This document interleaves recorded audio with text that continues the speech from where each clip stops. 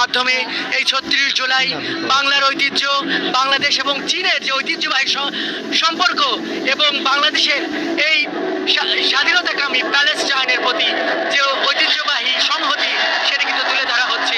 আমরা দ্বিতীয় দৃশ্য দেখার অপেক্ষা আছি।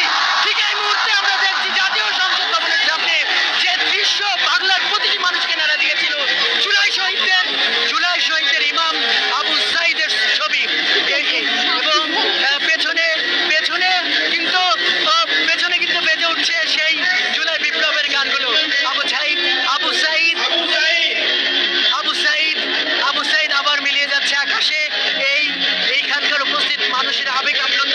জানেন যে বাংলাদেশ গেল 15 থেকে 16টি বছরের যে স্বৈরাচারী আমল, যেই স্বৈরাচারী আমলকে একদম ধুলোয় মিশিয়ে দেওয়ার ক্ষেত্রে যে ইমামের ভূমিকা পালন করেছে, যিনি নেতার ভূমিকা পালন করেছে, যেই আবু সাঈদকে দেখে দেশের প্রতিটি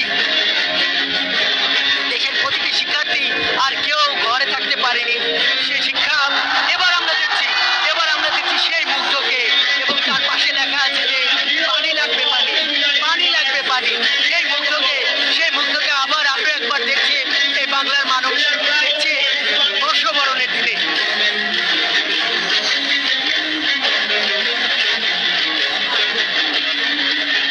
জুলাইয়ের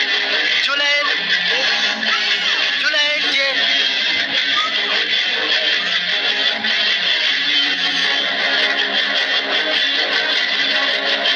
পেছনে জুলাইয়ের সুর পরিচালিত হচ্ছে, যে সুরগুলো সেই বিদ্রোহের কবি নজরুলের যে সুর প্রতিটি ছাত্র জনতার মনে আগুনের স্ফুলিঙ্গ তৈরি করেছিল, দ্রোহের আগুন জ্বলেছিল, সেই মিউজিক কিন্তু তৈরি হচ্ছে। আমরা এইমাত্র দেখলাম নারী জাগরণের প্রতীক। এই জুলাই আন্দোলনে নেতৃত্ব দিয়েছিল নারীরা। এখানে কিন্তু বেজে উঠছে আকাশের মতো বাধাহীন মরু সঞ্চার বেদহীন। এই এক অভূতপূর্ব দৃশ্যের সাক্ষী হচ্ছে এই জাতীয় সংসদ ভবন, এবং এর সাক্ষী হচ্ছে লক্ষ মানুষ। আজ এই বাংলাদেশ, এই জাতীয় সংসদ ভবন, এই মানিকপীর এভিনিউ নতুন এক ক্ষণের সেই আবার তার জুলাইয়ের একটা খণ্ড রচনা হচ্ছে। জুলাইয়ের যে ঐতিহাসিক চরিত্রগুলো মানুষকে একটি স্বাধীনতা এনেছিল, বাংলাদেশের পুনর্জন্ম ঘটিয়েছিল, সেই দৃশ্যগুলো আবার মানুষের সামনে এখানে আবার চিত্রিত হচ্ছে। এবং মানুষ কিন্তু যার পরনায় আপ্লুত, যার পরনায় মানুষ আবেগ আপ্লুত, এবং তারা এই আনন্দের দিনে তারা তাদের শহীদদের দেখে, যারা এই জুলাইকে সফল করার ক্ষেত্রে জীবন দান করেছে, যারা ভূমিকা রেখেছে, তাদের দেখে কিন্তু আবার আপ্লুত। এখন আমরা দেখতে পাচ্ছি সুজনকে, সেই রিক্সাওয়ালা সুজন, সুজনের স্যালুট ছাত্র জনতাকে অনেক উৎসাহিত করেছিল, সেই সুজনকে এখন আমরা দেখছি। এবং এরপর আমরা কাকে দেখবো সেই দৃশ্যের জন্য কিন্তু আমরা অপেক্ষায় আছি।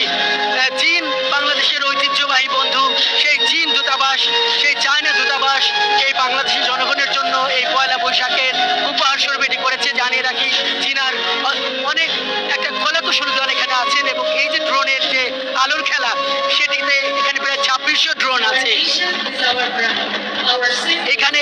এইখানে কিন্তু বাংলাদেশকে তুলে ধরা হচ্ছে, বাংলাদেশের ঐতিহ্য সেই শাপলা ফুলকে তুলে ধরা হয়েছে, পদ্মকে তুলে ধরা হয়েছে, এবং উড়ন্ত দোয়েলকে কিন্তু এখানে ফুটিয়ে তোলা হয়েছে। যেই মানুষের মর্যাদার প্রতি 1971-এর যে মহান মুক্তিযুদ্ধে, যে স্বাধিকারের জন্য যেই মানুষ এই বাংলাদেশকে মুক্ত করেছিল পাকিস্তানি হানাদারদের হাত থেকে, এবং একটি স্বাধীন দেশে তার ঠিক 50 বছর পর যখন একটি স্বৈরাচার এই স্বাধীন দেশের স্বাধীন মানুষের উপর এই রাষ্ট্রীয় বুলেট ব্যবহার করে আবার একটি স্বৈরাচারী শাসন এখানে কায়েম করেছিল, সেই স্বৈরাচারী কায়েমের জন্য আবার কিন্তু 24-এর গণঅভ্যুত্থান, 71-এর উত্তরাধিকাররা কিন্তু এখানে ঘটিয়েছে।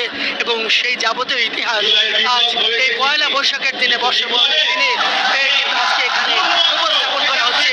1971 বেঁচে উঠেছে এই মহান জাতীয় সংসদের সামনে, এবং এখানে কিন্তু স্পষ্টভাবে আছে 1971-এর উত্তরাধিকার 2024, 1971-এর সংগ্রামের ধারাবাহিকতা 2024, এবং 1971 এবং 2024 একই ধারাবাহিকতা। এই 1971 শিখিয়েছে যে স্বৈরাচার বাংলাদেশের মাটিতে কখনো অক্ষুণ্ণ থাকবে না, স্বৈরাচার বিদায় নিয়েছে, এবং ভবিষ্যতেও আর কেউ স্বৈরাচার হতে পারবে না। এই যাবতীয় দৃশ্য এখানে লাখ লাখ মানুষ দেখছে, উন্মুখ হয়ে দেখছে। আবার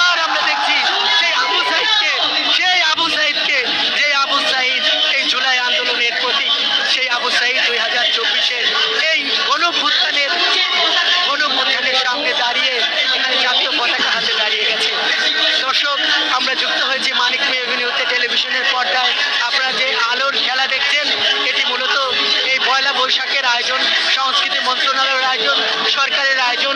আজকের এই বর্ষবরণ এই এখানে মানিকপুর এভিনিউতে আয়োজন শুরু হয়েছে, দুপুর থেকেই গান হয়েছে, সুর হয়েছে এবং নানান এই কনসার্টের মধ্যে এই জুলাইয়ের এই উপহার, এই যে চিত্র আঁকা, এটি সরকারের বিশেষ আয়োজনের মধ্যে ছিল।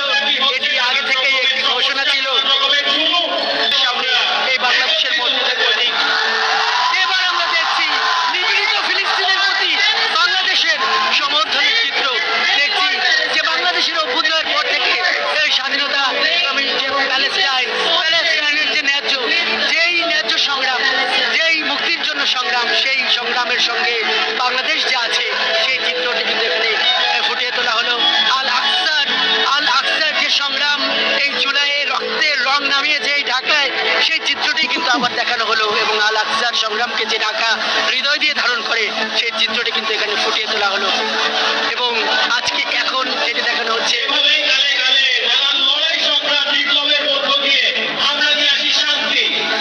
এবং আমরা দেখছি সেই জুলাইয়ের ইমাম শান্তির দূত আবু সাইদকে আবার আমরা দেখছি এবং এর মাধ্যমে কিন্তু সম্ভবত এই ড্রোন শুটিং শেষ হতে চলেছে। বাংলাদেশের মানুষ আবার আপ্লুত, কারণ এই বাংলাদেশের মানুষই জীবন দিয়ে স্বৈরাচার ঘটিয়েছে, যারা এই পবিত্র সংসদকে 1.5 দশক ধরে কুক্ষিগত করে রেখেছিল, নামমাত্র নির্বাচনের মাধ্যমে কুক্ষিগত করে রেখেছিল, নাগরিক অধিকারকে ভুলণ্ঠিত করে এই দেশের মানুষকে অধিকারকে ভুলণ্ঠিত করেছিল।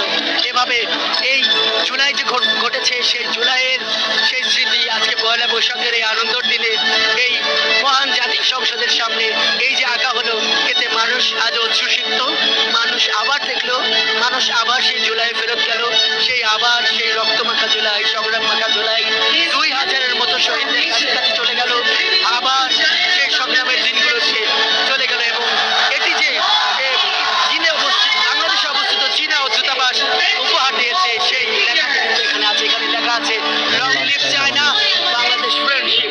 এবং এই বাংলাদেশের পাশে যে এই অকৃত্রিম বন্ধু চীন আছে, এই দৃশ্যটা কিন্তু আবারও এখানে ফুটিয়ে তোলা হলো। এবং এই আনন্দের মধ্যে এই জুলাইয়ের যে আবেগ, সেটি আবার মানুষের মনে জাগ্রত হলো এবং এর মাধ্যমে কিন্তু এই ড্রোন শুটিং হয়তো শেষ হতে শুরু করেছে আমরা দেখার জন্য। এবং তারা নির্লিপ্ত চোখে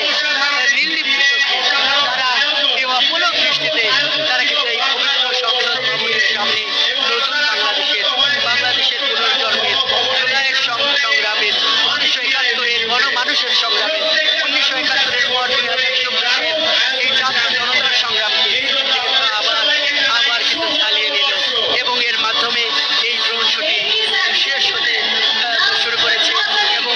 এবং এর যেটি দেখা যাচ্ছে যে শুভ নববর্ষ লেখা হয়েছে এবং এভাবেই এখান থেকে এই শিক্ষাটাই এখানকার মানুষেরা নিচ্ছে যে জুলাইকে তারা ভুলবে না, যেভাবে 71-কে এদেশের মানুষ হৃদয় দিয়ে ধারণ করে এবং 71-এর শহীদদের যেভাবে এদেশের